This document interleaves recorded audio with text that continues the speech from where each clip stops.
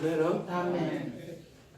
Bien-aimés, la Bible nous dit, les yeux de l'Éternel sont sur les justes. Et ses oreilles sont attentives à ses cris. Ça, c'est la première garantie. Deuxième garantie. Toujours dans le même verset, lorsque tu descends au verset 18, la Bible dit ceci. Toujours dans le psaume 34, maintenant, au lieu de 16, tu vas dans le 18. La Bible dit ceci. Que les justes crient. L'Éternel attend.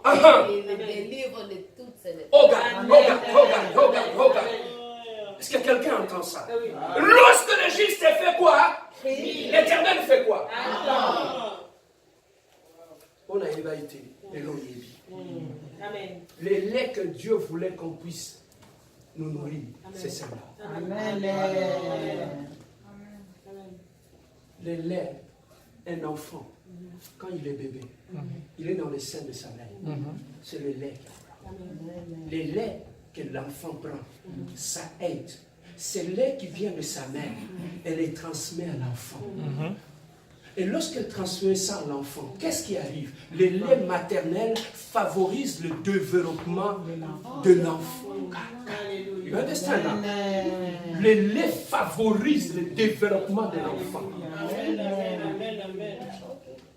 C'est ça que quand tu vas à l'hôpital, on dit à la maman, il est préférable que tu donnes à ton enfant le sein maternel. Car dans le sein maternel, il y a des aliments, il y a des vitamines, il y a tout ce qu'il faut pour que l'enfant puisse se développer, le cerveau de l'enfant puisse se développer, que les anticorps dans la vie de l'enfant puissent se développer. Dans le lait, Dieu a tout mis là-dedans. C'est le lait aujourd'hui, c'est cette parole qui entre en toi. Tu es en train de téter sur le mamelle de Dieu.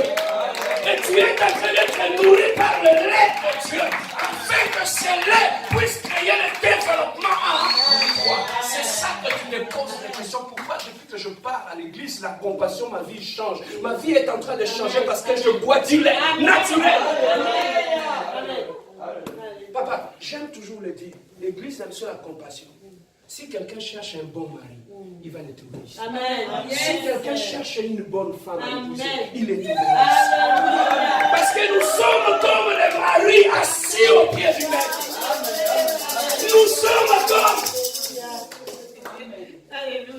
Nous sommes comme des Rebecca. Papa, Rebecca, pour t'amener, il faut que tu ailles dans les Ziba. Il y a mal. La compassion est à l'Iziba mal. L'endroit où les femmes qui écoutent Dieu s'assoient. C'est là qu'on écoute. Nous ne sommes pas réunis ici pour devenir des hypocrites. Nous ne sommes pas réunis ici pour devenir pires. Mais nous sommes réunis ici pour devenir meilleurs que nous-mêmes. Tu ne fais pas une course avec n'importe qui. Tu fais la course avec toi-même. Tu veux être mieux que la personne que tu étais hier. Ne te compare pas aux gens. Compare-toi à la personne que tu étais hier. Amen, non? Alors, c'est cette garantie que Dieu nous donne. Mais maintenant, l'ignorance de toutes ces choses-là, c'est ça qui fait que ta vie, tu la comptes à tout le monde. Pourquoi? Parce que tu n'as pas un lieu où tu vas aller exposer ton corps. Amen. Où tu vas aller te décharger. C'est ça que tu vas te décharger chez les mauvaises personnes. La plus grosse erreur que je vais ouvrir une parenthèse à ne pas faire dans ta vie, c'est d'aller te confier à une personne qui n'a pas de vie de prière. Comme la personne n'a pas de vie de prière, tu lui donnes ces fardeaux-là de ton problème, qu'est-ce qu'il va en faire? Il ne va pas les garder sur lui, il va aller le raconter. Mais lorsque tu t'adresses à ton pasteur, ton pasteur va prendre ces fardeaux-là. Quand toi tu dors à 3h du matin, moi je me lève, je me mets à genoux, je prie pour ton problème. Prenez ces principes à la lettre. Ne te confie jamais à une personne qui n'a pas de vie de prière. Amen, non? Alors, ce sont des garanties que nous avons dans le Seigneur. Alors, une autre garantie, tu vas lire ça à la maison, c'est dans 1 Jean chapitre 5. 1 Jean chapitre 5, versets 14 à 15. 1 Jean chapitre 5, verset 14 à 15. La Bible nous dit, quand les justes... Non, la Bible nous dit ceci. Nous avons auprès de lui cette assurance que si nous demandons quelque chose selon sa volonté, il fait quoi? Nous avons cette assurance. Amen. Papa, quand la Bible parle de l'assurance, je donne un exemple d'assurance vie. Lorsque tu vas aller souscrire l'assurance vie, tu es en paix. Hein? Tu sais que même dans le coup, l'assurance va en intérêt. Amen. Hein? Il n'y aura pas de cotisation ou quoi que ce soit. Imagine-toi si c'est l'assurance vie où tu as souscrit, tu payes mensuellement, te donne cette garantie-là. À combien plus forte raison la parole de Dieu, qui est l'assurance vie par excellence. Pourquoi cette parole ne te donne pas cette garantie-là? Pourquoi cette parole ne te donne pas cette garantie-là? Nous avons auprès de lui cette assurance que si nous lui demandons quelque chose, il nous écoute. Amen. Alors, l'avant-dernière, c'est quoi? Jacques chapitre 5, verset 16. Je te donne tout ce verset pour que tu mérites, tu lis la Bible et tu mérites l'assurance que Dieu te donne. Jacques chapitre 5, verset 16. La Bible dit ceci. La prière fervente du juste a une grande efficacité. Amen. Donc la prière est efficace. Donc sache, Jacques 5, 16. Donc tu te dis, la prière que j'ai, lorsque je fais ma prière, il est efficace. Amen. Hein? Alors, on y va, la deuxième, Matthieu chapitre 21, verset 22.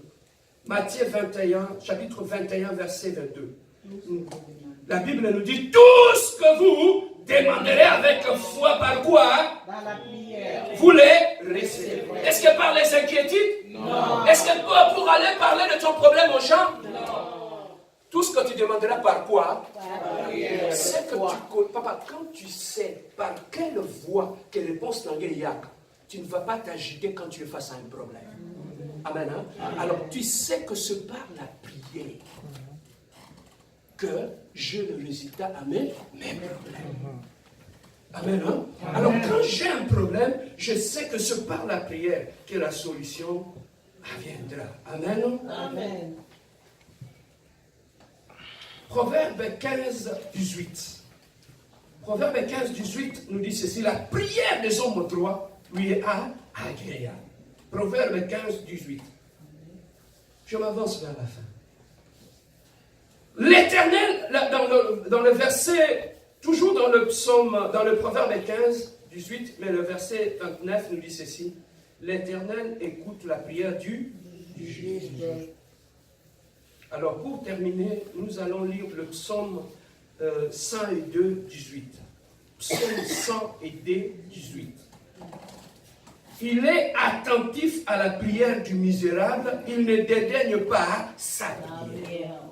Quelle la garantie aux amis? Pourquoi tu ne peux pas prier? Avec de telles garanties. Il nous dit, il est attentif à la prière du misérable. Un misérable, donc, c'est quelqu'un qui est perdu, qui n'a plus rien, qui n'a plus d'espoir. Que Dieu est le seul espoir qu'il a. Donc Dieu aime ça quand il est le dernier espoir.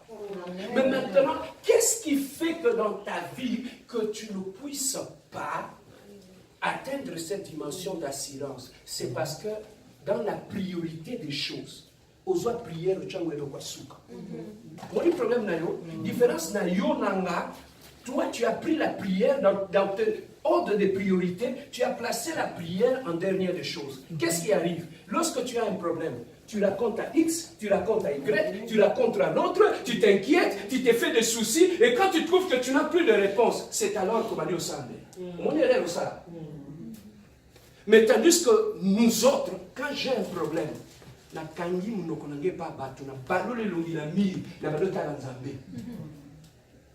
donc la prière, que la prière ne soit pas la dernière des choses que tu fais dans ta vie. La prière soit toujours la première des choses que tu fais lorsque tu traverses des moments difficiles. Mais qu'est-ce qui fait que, parmi les causes qui font qu'un chrétien, ce qui fait que les gens ne prient pas, La première des choses, c'est d'abord, ils sont tièdes. Ils sont ni chauds, ni froids. Quand tu es tiède au sein de la nuit, dimanche tu viens, tu pries à l'église. Après, tu vas aller te mélanger avec les païens. Vous faites tout avec les païens. Lorsqu'il y a instabilité, tu es tantôt ici, un pied dedans, un pied dehors. Comment tu vas te concentrer dans la prière? Voilà pourquoi tu ne pries pas. Pourquoi? Parce qu'il y a tiède. Et qu'est-ce que Dieu dit d'un chrétien qui est tiède? Celui qui est tiède, je ferai quoi? Je le vomirai. Amen. Hein? Donc c'est la tiédeur spirituelle qui fait en sorte que tu ne puisses pas être stable. Tu vas lire ça à la maison d'Apocalypse chapitre 2. Apocalypse chapitre 2. Tu vas lire ce que Dieu est en train de dire à l'église d'Éphèse. Église d'Éphèse, je vis que vous